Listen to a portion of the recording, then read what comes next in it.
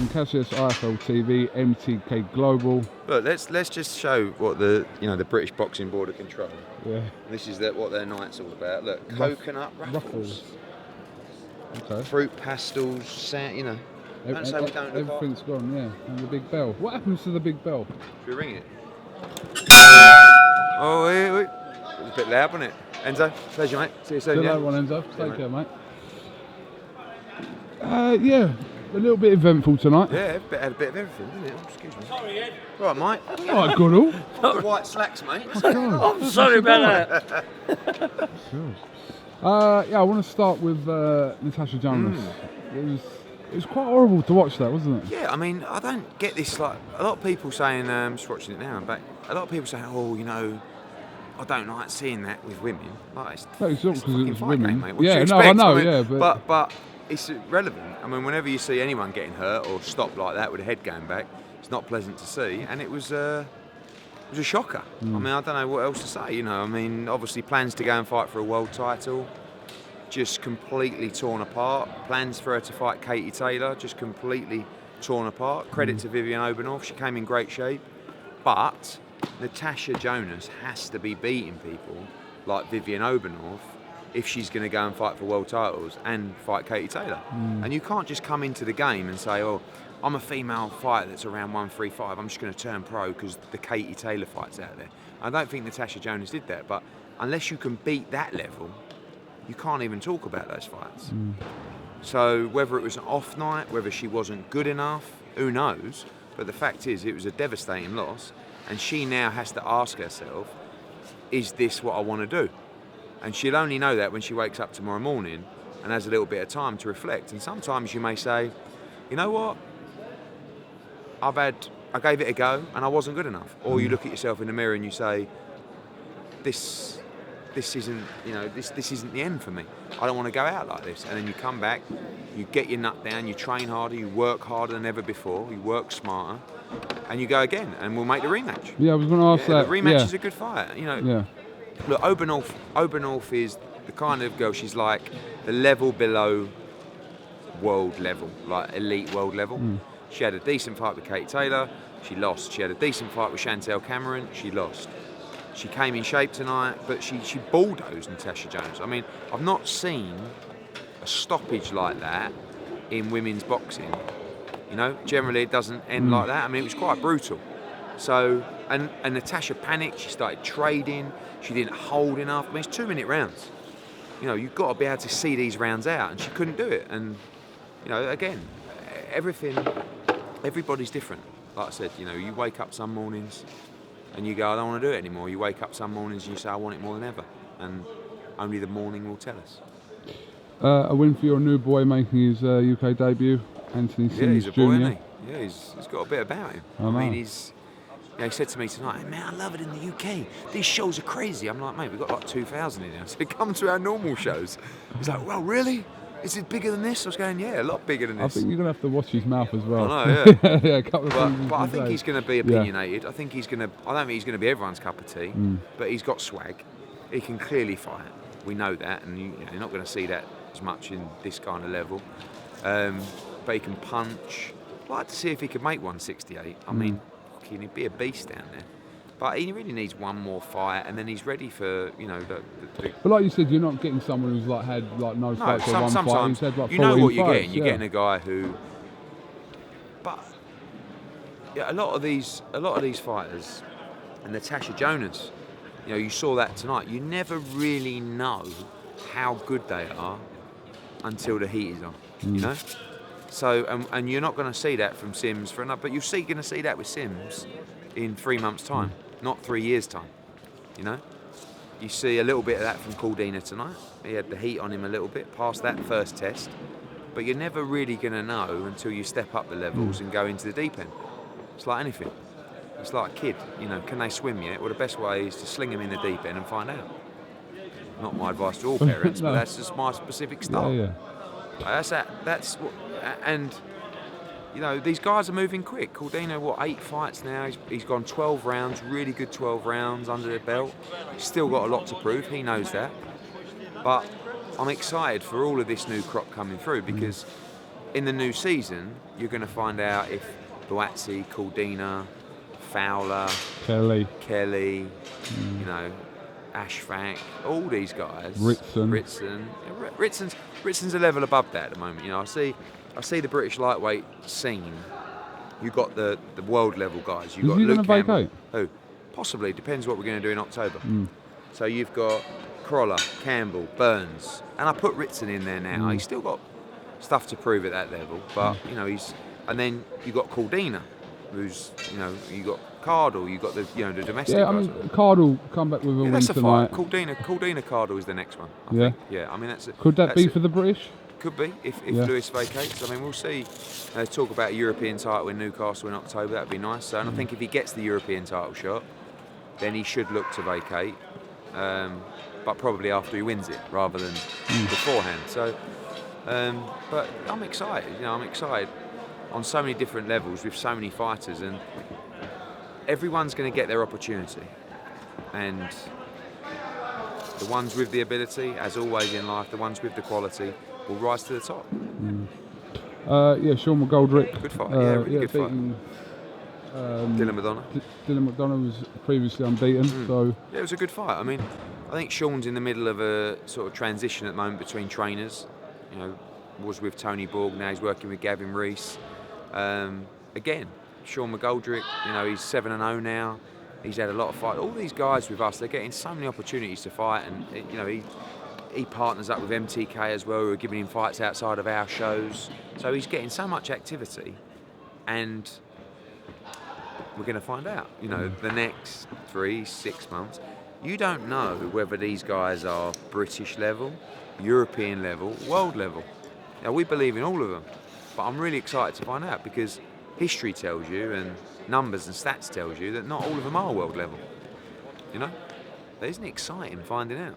Because I believe we have a crop of youngsters that could go on and be major players at world level within their divisions. But again, you won't really find out till the heat is on. Chuck them in. Yep. Indeed. All right, what's next for you? Hey. So what's happening this week? Oh, as in this week, or what's going on in general? What? Well, this week we have the Chicago press conference on Wednesday, and then we're going to have the Billy Joe Saunders press conference the week after. So we'll be announcing our Chicago and looks like Boston. You're not expecting Frank Warren to turn up to that one, are you? He's invited. I mean, no, but I didn't know when I asked Frank, he said he would come, but I'm not sure whether Frank was thinking, as in the fight week one. Obviously, he would be there. Welcome to both. So then we've actually got 5 weeks now. 11th, 18th, 25th. 4 weeks. 5 weeks. 5 weeks till our next show. Wow. Calm. And then let me tell you what happens then. I'm not going to go into the big show. I'm just going to give it to you straight. September the 8th, Amir Khan. September the 22nd, Joshua Klitschko. What the rematch? Sorry, Joshua Klitschko. October 6th, Chicago. October 13, Newcastle. October 20, Boston. October 27, looks like London. November 3, could be Liverpool. November 10, Jacobs Derevenchenko. November 17, our big Las Vegas show. November 24, Monaco. December 1, Millennium Stadium. December 8, New York. The only thing is those two might be switched. December 1? Millennium? December 1 or 8, I think will be in the Millennium. Okay. Headlined by? Millennium. Headlined by? And it all falls down. Headlined by? There's a few fights I'm looking at. Pay-per-view show? I think we've got the fights that, in an ideal world, we go Joshua Povetkin. Then November 10, we go Bellew Usyk. And also Jacobs Derevenchenko same night. Double header. Where are you going to be? I'll be with Bellew. And then December 8, Brook Khan. Yeah? That's what I want. Is that what you want? Yeah. Where are you going Millennium though? That's Brook interesting. With Brook Khan, yeah. Okay, that's not a bad one to finish the year on. Oh, thanks, mate. Careful, Yeah, because so- you don't want to clash with Fury Wilder somewhere in November. Yeah. And Frampton, Warrington.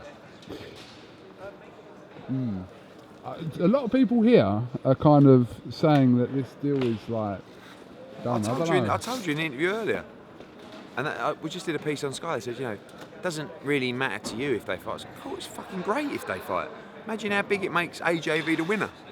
But people live in this world where it's like, what was it happened yesterday? Oh, that was it. Last night. So they announced Conor McGregor against Khabib, right? Yeah. October 6th. Like within 20 seconds of the announcement, I got like 3 tweets going, how'd you feel, Hearn? It's like, mate, how can the first bit of news you've got about Conor McGregor, your first thing was, I'm going to tweet Hearn. Clashing with your US show I know. in Chicago. So, I'm going to come out to your one. which one? Saunders Andrade? I think I'm going to come to both. I want to be. Well, your... on October 6th, I mean, this is what's brilliant about our US shows. On October 6th, you've got Beterbiev against Callum Johnson yeah. and Roman against Gavin McDonald. Yes. 2 world title fights with Brits. This is people don't understand the effect that these US shows are also going to have on our UK fighters. So many opportunities. Tommy Coyle will box on the October 20th show. WHYTE will probably box on one of the shows. Definitely Boston. Yes. Yeah. I mean, like 95% Boston. Shame you didn't go Barclays with that. What, with Andrade against? Oh, I don't want. The plan of what we're doing over there is to go to new cities. It's not just go Barclays, go MSG. Miguel fought in Boston, didn't he? It's a great fight city. I'm going to switch Katie Taylor there, I think, against Serrano. I mean, it's going to be a great show. Which one? Is she fighting Cindy or Cindy both? first, and then Amanda after. She wants them both. She probably will end up fighting Amanda. All right. Anything else you want to add? No. Sure? No. Nothing else? Seeing Dillian White tomorrow. Yeah? Discuss his next move? Get the Chisora one in. We want to see that. Possibly. We want to see that. If you can't make, if anything else. I've had 3 top 15 heavyweights in the world phone me this week saying, Hearn, that show was off the fucking charts. Sign me, bitch. Oh, really? Yeah. Do you know what? I think we're going to get a lot of heavyweight action. Do you know what? I think it's a time to start signing these heavyweight boys and sticking them all in together. Sling them in, chuck them in the deep end. I've got a mate. I'm not going to say his name. I've got a mate who fucking hates you. Really? Yeah, badly. He's always ringing me up. No, he just don't like. He watches the interviews. He goes, "Oh, that Hearn's a proper smug prick." Blah blah blah. And I go. Do you know what? He's all right. He watched that show the other day. He wound me up on the Sunday. I'm going to call him John. His name's not John. And he goes, "Do you know what? I know I give your mate a bit of stick, right? But that show was fucking bollocks." I only got 24 hours though. He did. I went. Yeah, Do you know I what? did only get 24 hours. All right. Do you know what? Fair enough. I got to say, right, last Sunday, I always say like, oh, you've got to ride it out on social media, fuck what people say, but you can't help, like obviously if you're getting a load of stick, even if you don't think it affects you, obviously maybe it does, because last Sunday was such a great day for me. I couldn't pick up my phone without someone saying to me, Hearn, that was the fucking bollocks. What a show. You are the man. But I was like walking around with a smile on my face. But the one thing I will say is, fair's fair. If I do a good show, I get a fair response. When you do fairly cleverly too, take it on the chin. Yeah, but I think generally the shows are good. But it just so happens last Saturday was probably one of the best shows you have How many? ever What we're seen. talking numbers? Still waiting, but Can I estimate? yep. I reckon you did between 330 and 360. You're probably a little bit light, but you ain't far off. But it certainly is comfortably over 300,000, which is phenomenal. Phenomenal. And you know what? Dillian White made a nice few quid, and good luck to him, because he will probably now have secured his future. And he deserves it. He put it on the line. Get him in the last round. He's getting knocked everywhere, going down. He's trying to win. He's trying to knock him out. He's having a tear up. That's what you want. And I say to some of these, Danny Olusanov, talking to him tonight. People, as crude as it sounds, people want to see blood, right? Let's not dress it up. So the technical ability is beautiful, but you've got to be able to fight and you've got to be able to entertain. And our boys, Chisora, and Dillian last week, mate, they stuck it on the line and they entertained. And a White Rhino. And the Go on a White Rhino. Get something for him. He's and all. do you know what? White Rhino goes, I'm going to have a nice break now, out of the game, blah, blah, blah, get fit, get my team right, blah, blah, blah. He messaged me on Inspiring Fury. Tuesday or Wednesday. Yeah. What's next, mate? I was like, is that What your is break? next? What have we got? I'd like to put him in Newcastle on October the 13th. Against. I don't know. I want to. He can get slung in and fight anyone, but what's the point? Let's find a good opponent, maybe win a title. And your battery's about to go. Yeah, it's All right, a lot of fun. sweet. Ed, thank you very much. See you later. Bye-bye.